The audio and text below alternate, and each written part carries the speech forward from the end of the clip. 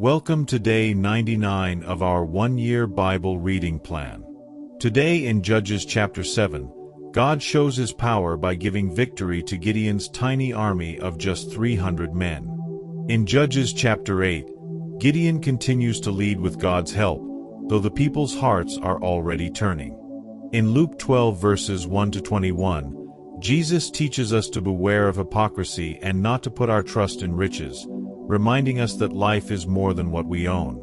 Let's dive in. Judges chapter 7. Early in the morning, Jerubbaal, that is, Gideon, and all his men camped at the spring of Harod.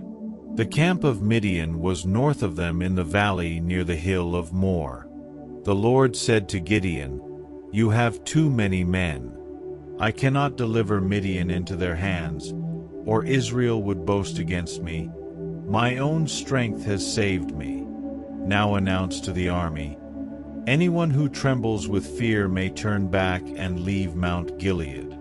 So 22,000 men left, while 10,000 remained. But the Lord said to Gideon, "There are still too many men. Take them down to the water, and I will thin them out for you there. If I say, 'This one shall go with you,' he shall go. But if I say, 'This one shall not go with you,' he shall not go." So Gideon took the men down to the water. There the Lord told him, "Separate those who lap the water with their tongues as a dog laps from those who kneel down to drink." 300 of them drank from cupped hands, lapping like dogs. All the rest got down on their knees to drink. The Lord said to Gideon, "With the 300 men that lapped I will save you and give the Midianites into your hands. Let all the others go home." So Gideon sent the rest of the Israelites home, but kept the 300, who took over the provisions and trumpets of the others. Now the camp of Midian lay below him in the valley. During that night the Lord said to Gideon, "Get up, go down against the camp, because I am going to give it into your hands. If you are afraid to attack, go down to the camp with your servant Purah and listen to what they are saying. Afterward, you will be encouraged to attack the camp." So he and Purah his servant went down to the outposts of the camp.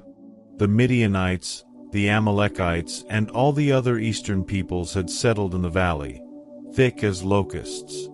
Their camels could no more be counted than the sand on the seashore. Gideon arrived just as a man was telling a friend his dream. "I had a dream," he was saying. A round loaf of barley bread came tumbling into the Midianite camp. It struck the tent with such force that the tent overturned and collapsed. His friend responded, "This can be nothing other than the sword of Gideon son of Joash, the Israelite. God has given the Midianites and the whole camp into his hands." When Gideon heard the dream and its interpretation, he bowed down and worshipped. He returned to the camp of Israel and called out, "Get up! The Lord has given the Midianite camp into your hands." Dividing the 300 men into 3 companies, he placed trumpets and empty jars in the hands of all of them, with torches inside. "Watch me," he told them. "Follow my lead. When I get to the edge of the camp, do exactly as I do. When I and all who are with me blow our trumpets, then from all around the camp blow yours and shout, 'For the Lord and for Gideon.'" Gideon and the 100 men with him reached the edge of the camp at the beginning of the middle watch, just after they had changed the guard. They blew their trumpets and broke the jars that were in their hands. The 3 companies blew the trumpets and smashed the jars. Grasping the torches in their left hands and holding in their right hands the trumpets they were to blow, they shouted, "A sword for the Lord and for Gideon!" While each man held his position around the camp, all the Midianites ran, crying out as they fled. When the 300 trumpets sounded, the Lord caused the men throughout the camp to turn on each other with their swords. The army fled to Beth-shittah toward Zererah as far as the border of Abel-Meholah near Tabbath. Israelites from Naphtali, Asher, and all Manasseh were called out, and they pursued the Midianites. Gideon sent messengers throughout the hill country of Ephraim, saying, "Come down against the Midianites and seize the waters of the Jordan ahead of them as far as Beth-barah." So all the men of Ephraim were called out, and they seized the waters of the Jordan as far as Beth-barah. They also captured 2 of the Midianite leaders, Oreb and Zeb. They killed Oreb at the rock of Oreb, and Zeb at the winepress of Zeb. They pursued the Midianites and brought the heads of Oreb and Zeb to Gideon, who was by the Jordan. Judges chapter 8. Now the Ephraimites asked Gideon, "Why have you treated us like this? Why didn't you call us when you went to fight Midian?" And they challenged him vigorously. But he answered them, "What have I accomplished compared to you? Aren't the gleanings of Ephraim's grapes better than the full grape harvest of Abiezer? God gave Oreb and Zeb, the Midianite leaders, into your hands. What was I able to do compared to you?" At this, their resentment against him subsided. Gideon and his 300 men, exhausted yet keeping up the pursuit, came to the Jordan and crossed it. He said to the men of Succoth, "Give my troops some bread, they are worn out, and I am still pursuing Zebah and Zalmunna, the kings of Midian." But the officials of Succoth said, "Do you already have the hands of Zebah and Zalmunna in your possession? Why should we give bread to your troops?" Then Gideon replied, "Just for that, when the Lord has given Zebah and Zalmunna into my hand, I will tear your flesh with desert thorns and briars." From there he went up to Peniel and made the same request of them. But they answered as the men of Succoth had. So he said to the men of Peniel, "When I return in triumph, I will tear down this tower." Now Zebah and Zalmunna were in Karkor with a force of about 15,000 men, all that were left of the armies of the eastern peoples. 120,000 swordsmen had fallen. Gideon went up by the route of the nomads east of Nobah and Jogbehah and attacked the unsuspecting army. Zebah and Zalmunna, the 2 kings of Midian, fled, but he pursued them and captured them, routing their entire army. Gideon son of Joash then returned from the battle by the pass of Heres. He caught a young man of Succoth and questioned him, and the young man wrote down for him the names of the 77 officials of Succoth, the elders of the town.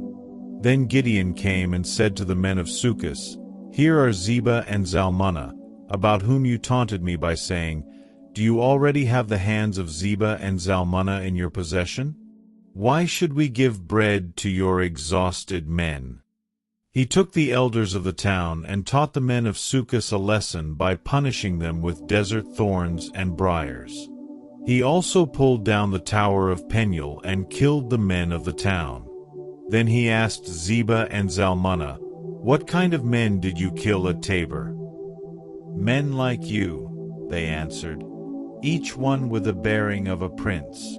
Gideon replied, "Those were my brothers, the sons of my own mother. As surely as the Lord lives, if you had spared their lives, I would not kill you." Turning to Jether, his oldest son, he said, "Kill them." But Jether did not draw his sword, because he was only a boy and was afraid. Zebah and Zalmunna said, "Come, do it yourself. As is the man, so is his strength." So Gideon stepped forward and killed them, and took the ornaments off their camels' necks. The Israelites said to Gideon, "Rule over us, you, your son and your grandson, because you have saved us from the hand of Midian." But Gideon told them, "I will not rule over you, nor will my son rule over you. The Lord will rule over you." And he said, "I do have one request, that each of you give me an earring from your share of the plunder." It was the custom of the Ishmaelites to wear gold earrings. They answered, "We'll be glad to give them." So they spread out a garment, and each of them threw a ring from his plunder onto it. The weight of the gold rings he asked for came to 1,700 shekels, not counting the ornaments, the pendants and the purple garments worn by the kings of Midian, or the chains that were on their camels' necks. Gideon made the gold into an ephod, which he placed in Ophrah, his town. All Israel prostituted themselves by worshipping it there, and it became a snare to Gideon and his family. Thus Midian was subdued before the Israelites and did not raise its head again. During Gideon's lifetime, the land had peace 40 years. Jerubbaal son of Joash went back home to live. He had 70 sons of his own, for he had many wives. His concubine, who lived in Shechem, also bore him a son, whom he named Abimelech. Gideon son of Joash died at a good old age and was buried in the tomb of his father Joash in Ophrah of the Abiezrites. No sooner had Gideon died than the Israelites again prostituted themselves to the Baals. They set up Baal-berith as their god and did not remember the Lord their God, who had rescued them from the hands of all their enemies on every side. They also failed to show any loyalty to the family of Jerubbaal, that is, Gideon, in spite of all the good things he had done for them. Luke chapter 12, 1-21. Meanwhile, when a crowd of many thousands had gathered, so that they were trampling on one another, Jesus began to speak first to his disciples, saying, "Be on your guard against the yeast of the Pharisees, which is hypocrisy. There is nothing concealed that will not be disclosed, or hidden that will not be made known. What you have said in the dark will be heard in the daylight, and what you have whispered in the ear in the inner rooms will be proclaimed from the roofs. I tell you, my friends, do not be afraid of those who kill the body and after that can do no more. But I will show you whom you should fear. Fear him who, after your body has been killed, has authority to throw you into hell. Yes, I tell you, fear him. Are not 5 sparrows sold for 2 pennies? Yet not one of them is forgotten by God. Indeed, the very hairs of your head are all numbered. Don't be afraid. You are worth more than many sparrows. I tell you, whoever publicly acknowledges me before others, the Son of Man will also acknowledge before the angels of God. But whoever disowns me before others will be disowned before the angels of God. And everyone who speaks a word against the Son of Man will be forgiven, but anyone who blasphemes against the Holy Spirit will not be forgiven. When you are brought before synagogues, rulers, and authorities, do not worry about how you will defend yourselves or what you will say, for the Holy Spirit will teach you at that time what you should say. Someone in the crowd said to him, "Teacher, tell my brother to divide the inheritance with me." Jesus replied, "Man, who appointed me a judge or an arbiter between you?" Then he said to them, "Watch out. Be on your guard against all kinds of greed. Life does not consist in an abundance of possessions." And he told them this parable. The ground of a certain rich man yielded an abundant harvest. He thought to himself, "What shall I do? I have no place to store my crops."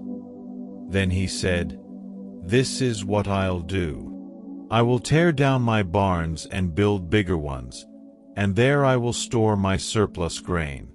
And I'll say to myself, you have plenty of grain laid up for many years. Take life easy, eat, drink, and be merry." But God said to him, "You fool! This very night your life will be demanded from you. Then who will get what you have prepared for yourself? This is how it will be with whoever stores up things for themselves but is not rich toward God." Thank you for joining today's Bible reading.